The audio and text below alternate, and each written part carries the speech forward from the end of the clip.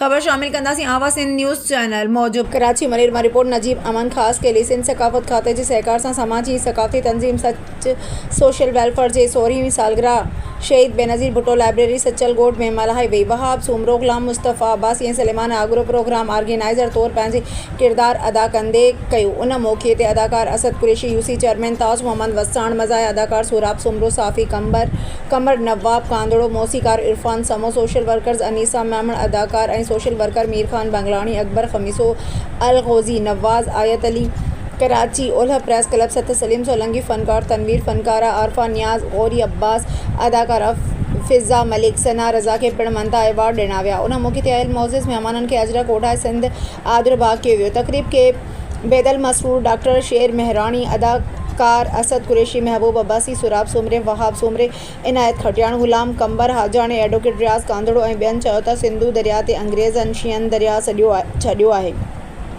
ऐं सिंधु दरिया खे सुकाइण लाइ गैर क़ानूनी कैनाल कढण वारी साज़िश खे सिंध ऐं पाकिस्तान जो ख़ैर ख़्वाह तबिको कॾहिं बि क़बूल कोन कंदो। अॻवाणनि चयो त सच सोशल वेलफेयर जे प्लेटफॉर्म तां वहाब सूमरो सिंध जी सकाफ़त खे उजागर करण जे लाइ वॾो किरदारु अदा करे रहियो आहे। कराची में सिंधी सकाफ़ती खातनि खे मुतारिफ़ करायो। उन खां अलावा अदीबनि, शाइरनि ऐं साफ़िन खे बि मनता सर्टिफिकेट ऐं एवार्ड ॾींदो रहियो। सच सोशल वेलफेयर जी सालगिरह जो केक पिणु कटियो वियो। प्रोग्राम जी कार्रवाई ज़ाकिर कांदड़ो हलाई ऐं आख़िर में फ़नकार अंसुर सिक पढ़ियो सिंधी जे हिसाब सां। सच सोशल वेलफेयर जी अॼु 16वीं सालगिरह आहे।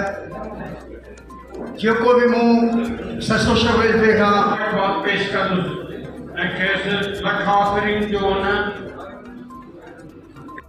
सच सोशल वेलफेयर ते 5 मिंट मक़सूद जो कहाणी था ॿुधायूं हिते वहाब